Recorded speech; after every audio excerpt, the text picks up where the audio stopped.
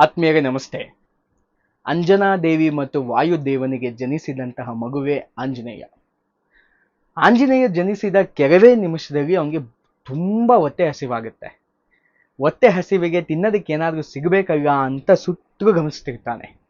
ತನ್ನ ಪೂರ್ವ ದಿಕ್ಕಿನಲ್ಲಿ ಕೆಂಪಾದ ವಸ್ತು ಒಂದು ಕಾಣಿಸುತ್ತೆ. ಆ ಕೆಂಪಾದ ವಸ್ತು ಬಹುಶಃ ಅದು ಅನ್ನೇ ಇರಬಹುದು ಎಂದು ಭಾವಿಸಿ ಆ ವಸ್ತುವಿನ ಪಡೆಯೋದಕ್ಕೋಸ್ಕರ ಅದರ ಹತ್ರ ಹೋಗ್ತಾನೆ. ಆ ಕೆಂಪಾದ ವಸ್ತು ಏನ್ ಗೊತ್ತೇನು? ದಗದಗನೆ ಹೊಯ್ಯುತ್ತಿದ್ದಂತಹ ಸೂರ್ಯದೇವ. ಸೂರ್ಯದೇವನ ಹತ್ತಿರ ಆಂಜನೇಯ ಹತ್ತಿರವಾದಷ್ಟು ತನ್ನ ಮುಖವೆಲ್ಲವೂ ಬೆಂದೋಗ್ತಿರುತ್ತೆ ಆಂಜನೇಯಂದು. ಆದ್ರೂ ಆ ವಸ್ತುವನ್ನು ಪಡೆಯಲೇಬೇಕು ಅನ್ನುವಂತಹ ಛಲ ಅವನಿಗಿತ್ತು. ಅದಕ್ಕೆ ಇನ್ನಷ್ಟು ಮುಂದಕ್ಕೆ ಹೋಗ್ತಿದ್ದ. ಇದನ್ನು ಕಂಡಂತಹ ದೇವೇಂದ್ರನಿಗೆ ಆತಂಕ. ಆಂಜನೇಯ ಖಂಡಿತವಾಗ್ಲೂ ಸೂರ್ಯನನ್ನ ಹತ್ತಿರ ಹೋಗ್ತಾನೆ, ಸೂರ್ಯನನ್ನ ಮುತ್ತದಕ್ಕೋಸ್ಕರವೇ ಹೋಗ್ತಿದ್ದಾನೆ ಅಂತ ಭಾವಿಸಿ ತನ್ನ ಕೈಯಲ್ಲಿದ್ದಂತಹ ವಜ್ರಾಯುಧವನ್ನ ತೆಗೆದುಕೊಂಡು ಕೆನ್ನೆಗೆ ಬಾರಿಸ್ತಾನೆ. ತಿಂದಂತಹ ಕೆನ್ನೆ ಊದ್ಕೋಬಿರುತ್ತೆ ಆಂಜನೇಯಂದು. ನಮ್ಮ ಸಂಸ್ಕೃತದಲ್ಲಿ ಅನು ಅಂದ್ರೆ ಕೆನ್ನೆ ಅಂತಾನೆ. ಇದಕ್ಕಾಗಿ ಆಂಜನೇಯನಿಗೆ ಹನುಮಂತ ಅನ್ನುವಂತಹ ಹೆಸರು ಬಂದಿದ್ದು. ನನ್ನ ಮಗನಿಗೆ ಒದ್ನಲ್ಲ ಅಂತಹ ವಾಯುಪುತ್ರನಿಗೆ ದೇವೇಂದ್ರನ ಮೇಲೆ ಕೆಟ್ಟು ಕೋಪ ಬರುತ್ತೆ. ಈ ಕಾರಣಕ್ಕೆ 3 ಲೋಕಕ್ಕೂ ತಾನು ನೀಡುತ್ತಿದ್ದಂತಹ ವಾಯುವನ್ನ ನಿಲ್ಲಿಸ್ತಾನೆ. ನಾವು ನೀರಿಲ್ಲದಿದ್ರೂ ಬದುಕಬಹುದು, ತಿಂಡಿ ಊಟ ಇಲ್ಲದಿದ್ರೂ ಬದುಕಬಹುದು. ಗಾಳಿ ಇಲ್ಲದೆ, ಗಾಳಿ ಸೇವನೆ ಮಾಡದೆ ಕೆಲ ನಿಮಿಷಗಳ ಕಾಲನೂ ಬದುಕಕ್ಕೆ ಸಾಧ್ಯವಿಲ್ಲ. ಇದರಿಂದ ಆತಂಕಗೊಂಡಂತಹ ದೇವಾನುದೇವತೆಗಳು ವಾಯುಪುತ್ರನನ್ನ ಸಮಾಧಾನ ಮಾಡೋದಕ್ಕೋಸ್ಕರ ಬರ್ತಾರೆ. ವಾಯುಪುತ್ರನಿಗೆ ಸಮಾಧಾನ ಮಾಡಿ ಪುಟಾಣಿ ಆಂಜನೇಯನಿಗೆ ಒಬ್ಬೊಬ್ಬ ದೇವತೆಗಳು ಒಂದೊಂದು ವರವನ್ನ ಕೊಡ್ತಾರೆ. ಇದರಂತೆ ಬ್ರಹ್ಮನು ನಿನಗೆ ಶಸ್ತ್ರಗಳಿಂದ ಸಾವನ್ನಾಗದಿರಲಿ ಅಂತ ವರವನ್ನ ಕೊಟ್ಟರೆ, ದೇವೇಂದ್ರ ನೀನು ಇಷ್ಟಪಡುವಷ್ಟು ಕಾಲ ಬದುಕಬಹುದು ಅನ್ನುವಂತಹ ಚಿರಂಜೀವಿಯ ವರವನ್ನ ಆಂಜನೇಯನ್ ಕೊಡ್ತಾರೆ. ಅದಕ್ಕೆ ಚಿರಂಜೀವಿ ಆಂಜನೇಯ ಅಂತ ನಾವು ಕರೆಯೋದು. ಹೀಗೆ ವರವನ್ನೆಲ್ಲ ತೆಗೆದುಕೊಂಡಂತಹ ಪಡೆದಂತಹ ಆಂಜನೇಯ ಸ್ವಚ್ಛಂದವಾಗಿ ಸುಂದರವಾಗಿ ಬೆಳೀತಾ ಬರ್ತಾನೆ. ತರ್ಲೆ ಮಾಡ್ತಿರ್ತಾನೆ, ಆನಂದವಾಗಿರ್ತಾನೆ. ಇದನ್ನ ಕಂಡಂತಹ ಕೆಲ ಋಷಿ ಮನಿಗಳಿಗೆ ಬೇಸರ ಆಗುತ್ತೆ. ಅದಕ್ಕೆ ಒಂದು ಚಿಕ್ಕ ಶಾಪ ಕೊಡ್ಬೇಕಲ್ಲ ಅಂತ ಶಾಪವನ್ನು ಕೊಡ್ತಾರೆ ಆಂಜನೇಯನಿಗೆ. ಆ ಶಾಪ ಏನು ಅಂದ್ರೆ, ಯಾವ್ಯಾವ ಶಕ್ತಿಗಳು ಆಂಜನೇಯನಲ್ಲಿ ಇದೆಯೋ ಅದು ತಾನಾಗಿಯೇ ಅವನಿಗೆ ಗೊತ್ತಾಗಬಾರ್ದು ಅಂತ. ನನ್ನಲ್ಲಿರುವಂತಹ ಶಕ್ತಿ ನನಗೆ ಗೊತ್ತಾಗೋದಿಲ್ಲ. ನನ್ನ ಶಕ್ತಿ ಗೊತ್ತಾಗಬೇಕು ಅನ್ನೋದಾದ್ರೆ ಮತ್ತೊಂದು ಯಾರಾದ್ರೂ ನನಗೆ ನನ್ನಲ್ಲಿ ಇರುವಂತಹ ಶಕ್ತಿಯ ಬಗ್ಗೆ ನೆನಪು ಮಾಡಬೇಕು. ಅಲ್ಲಿವರೆಗೂ ನನಗೆ ಯಾವ ಶಕ್ತಿ ಇದೆ ಅಂತ ನನಗೆ ಗೊತ್ತಾಗೋದೇ ಇಲ್ಲ ಅಂತ ಈ ತರದ ಶಾಪವನ್ನ ಆಂಜನೇಯನ್ ಕೊಡ್ತಾರೆ. ಇನ್ನೊಂದು ಕತೆ ನಾನು ನಿಮ್ ಜೊತೆಗೆ ಹಂಚ್ಕೋಬೇಕು. ಅರ್ಜುನ ಮತ್ತು ಹನುಮಂತನ ಸಂವಾದ ಅಥವಾ ಸಂಭಾಷಣೆ. ಅರ್ಜುನ ಒಮ್ಮೆ ಹನುಮಂತನಿಗೆ ಕೇಳ್ತಾನೆ, ಅಲ್ಲ ಹನುಮಂತ, ರಾಮನ ಸಾಗರಕ್ಕೆ ವಾನರ ಸೈನ್ಯದಿಂದ ಸೇತುವೆಯನ್ನ ಕಟ್ಟಿದ್ಯಾ? ಅದ್ರ ಬದಲು ಸುಮ್ಮನೆ ಅವನ ಹತ್ರ ಇದ್ದಿದ್ದಂತಹ ಬಾಣಗಳಿಂದ ಹಾಕಿ ಸೇತುವೆಯನ್ನ ನಿರ್ಮಾಣ ಮಾಡಬಹುದಾಗಿತ್ತಲ್ಲ ಅಂತ ಅರ್ಜುನ ಹನುಮಂತನಿಗೆ ಕೇಳ್ತಾನೆ.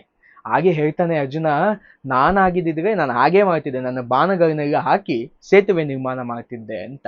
ಅದಕ್ಕೆ ಹನುಮಂತ ಹೇಳ್ತಾನೆ, ಅಪ್ಪ, ನಿನ್ನ ಬಾಣದ ಸೇತುವೆಗೆ ನನ್ನ ವಾನರ ಸೈನ್ಯ ಇರಿ, ನಾನ್ ಪಾದಾರ್ಪಣೆ ಮಾಡಿದ್ರು ಸಾಕು ಮುರಿದೋಗುತ್ತೆ ಅಂತ.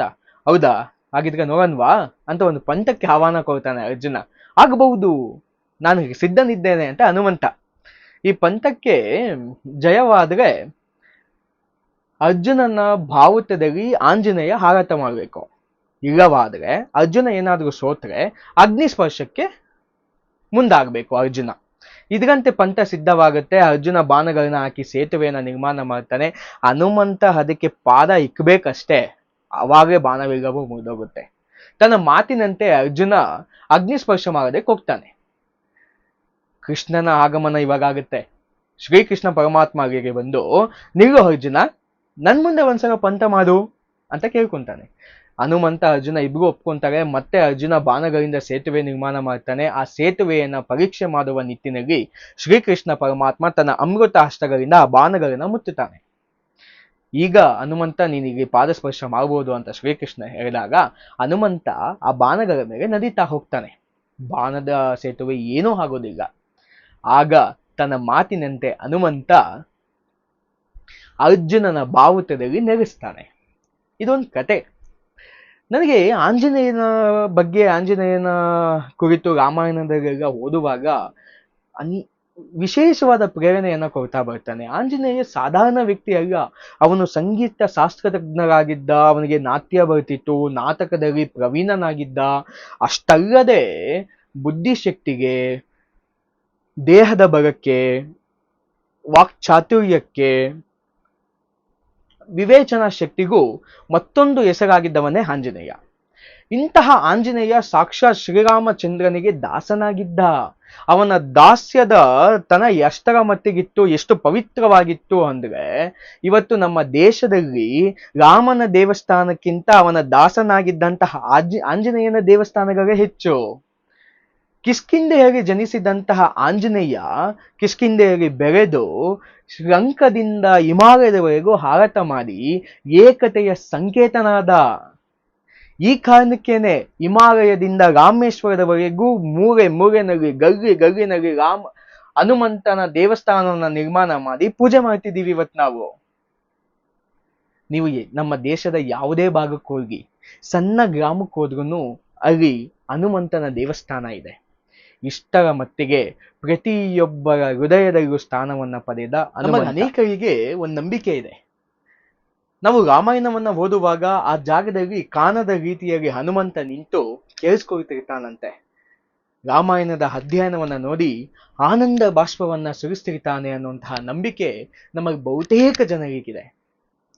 ಸ್ನೇಹಿತರೆ, ಹನುಮಂತನ ವಾಕ್ಚಾತುರ್ಯ, ಅವನ ಬುದ್ಧಿವಂತಿಕೆ, ಅವನ ಛಲ, ಅವನ ಭಕ್ತಿ ನಮಗೂ ಕಿಂಚಿತ್ತು ಲಭಿತವಾಗಲಿ ಎಂದು ಪ್ರಾರ್ಥಿಸುತ್ತಾ ನನ್ನ ಮಾತನ್ನು ಮುಗಿಸುತ್ತಿದ್ದೇನೆ. ನಮಸ್ಕಾರ. ಜೈ ಹಿಂದ್.